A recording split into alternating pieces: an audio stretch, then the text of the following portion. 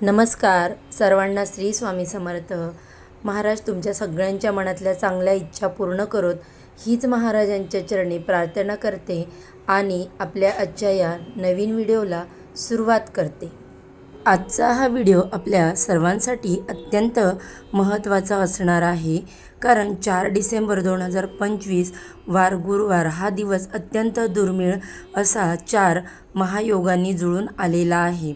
या दिवशी आहे दत्त महाराजांचा जन्मोत्सव, सोबत आहे मार्गशीर्ष महिन्यातील पवित्र गुरुवार आणि पौर्णिमा तिथी असल्यामुळे आपण या दिवशी सत्यनारायण पूजा देखील करणार आहोत. तसेच मार्गशीर्ष पौर्णिमा तिथी असल्यामुळे अन्नपूर्णा मातेची जयंती देखील साजरी करणार आहोत. बघा, आजच्या या व्हिडिओमध्ये आपण जाणून घेणार आहोत मार्गशीर्ष गुरुवारचा उपवास संध्याकाळी कसा सोडायचा आणि दत्त जयंतीचा उपवास दुसऱ्या दिवसापर्यंत म्हणजेच 5 डिसेंबरपर्यंत कसा चालू ठेवायचा.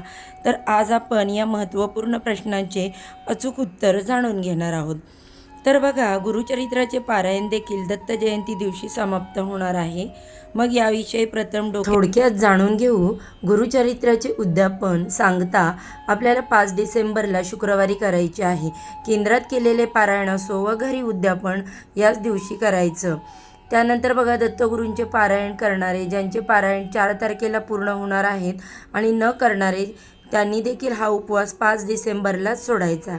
तसेच 27 नोव्हेंबरला पारायण सुरू केलेल्यांनी 4 डिसेंबरला वाचन पूर्ण झाल्यावर 4 डिसेंबरला उपवास धरून 5 डिसेंबरला उद्यापन केले तरी चालेल. उद्यापनाचा व्हिडिओ स्वतंत्र आहे, त्यामध्ये सविस्तर मी माहिती तुमच्यासोबत शेअर केलेलीच आहे. काल आपण तो व्हिडिओ अपलोड केलेला आहे. आता वळूयात मेन प्रश्नाकडे. दत्त जयंतीचा उपवास हा एकादशीप्रमाणे असतो. तो दुसऱ्या दिवशी 5 डिसेंबर शुक्रवारी पूजा, नैवेद्य आणि आरतीनंतर सोडायचा असतो. या दिवशी केवळ फराळाचे पदार्थ खाल्ले जातात. मात्र मार्गशीर्ष गुरुवारचा उपवास हा त्याच दिवशी संध्याकाळी अन्नाचा नैवेद्य दाखवून सोडायचा असतो. याच पद्धतीने आपण अन्नपूर्णा मातेचा देखील उपवास संध्याकाळी सोडत असतो. तसेच पौर्णिमेचा सत्यनारायणाचा उपवास देखील संध्याकाळी सोडत असतो. पण आता हे एकाच दिवशी उपवास कसे करावेत. तर बघा, दत्त जयंतीचा उपवास न मोडता मार्गशीर्ष गुरुवारचा उपवास सोडण्यासाठी हा विशेष संकल्प करणे आवश्यक आहे. संध्याकाळच्या मार्गशीर्ष गुरुवारच्या पूजेमध्ये कुटुंबातील इतरांसाठी अन्नाचा नैवेद्य बनवून वरण, भात, भाजी, चपाती दाखवा. हा नैवेद्य घरातील ज्यांनी उपवास धरला नाही ते व्यक्ती खाऊ शकतात. पण बघा, जर घरामध्ये सगळ्यांचा उपवास असेल तर मग तुम्ही फराळाचाच एखादा पदार्थ दाखवला तरी देखील चालेल. आणि उगीच मनामध्ये किंतु परंतु अशा गोष्टी आणू नका. पण जो व्यक्ती दत्त जयंतीचा उपवास करत आहे त्यांनी अन्नाऐवजी फराळाचे पदार्थ संध्याकाळी म्हणजेच उदाहरणार्थ दूध, पंचामृत, एखादे फळ, ड्रायफ्रूट्स खावे. बघा, आपल्याला मातेसमोर बसून एक संकल्प देखील करायचा आहे. आसनावर बसून उजव्या हातात पळीभर पाणी, अक्षदा, हळद, कुंकू घ्या. आता हातात पाणी धरून संकल्प बोलायचा आहे. हे महालक्ष्मी माते, आज मी मनोभावे मार्गशीर्ष गुरुवारचा उपवास पाळला आहे. आता मी समोर ठेवलेले फराळाचे पदार्थ, दूध, पाणी ग्रहण करून माझा मार्गशीर्ष गुरुवारचा उपवास इथेच संपन्न करत आहे, सोडत आहे.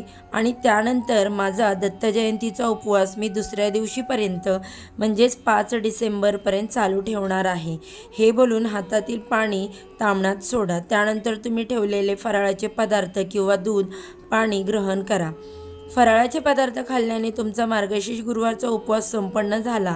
अन्न ग्रहण न केल्यामुळे तुमचा दत्त जयंतीचा उपवास खंडित झाला नाही आणि तो दुसऱ्या दिवसापर्यंत चालू राहील. आणि हे सर्व करत असताना मनामध्ये किंतु परंतु असा विचार अजिबात आणायचा नाही. तसेच या दिवशी आपण सत्यनारायण पूजा करणार आहोत.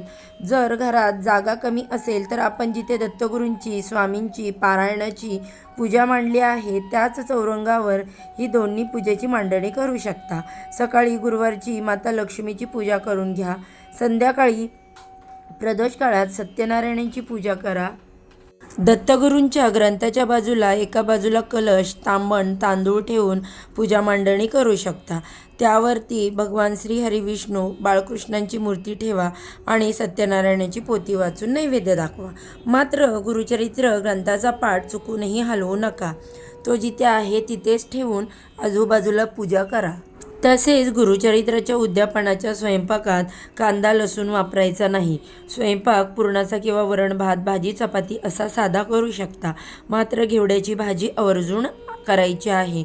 नैवेद्य काय असणार आहे ते बघा. आता आपल्याला एकूण 4 मुख्य नैवेद्य बनवायचे आहे. या व्यतिरिक्त गाय आणि कुत्रा यांसाठी 2 छोटे नैवेद्य जरूर काढा. गुरुचरित्र पारायणाचे उद्यापन आपल्याला 5 डिसेंबर दुपारी 12 वाजेपर्यंत करायचे आहे.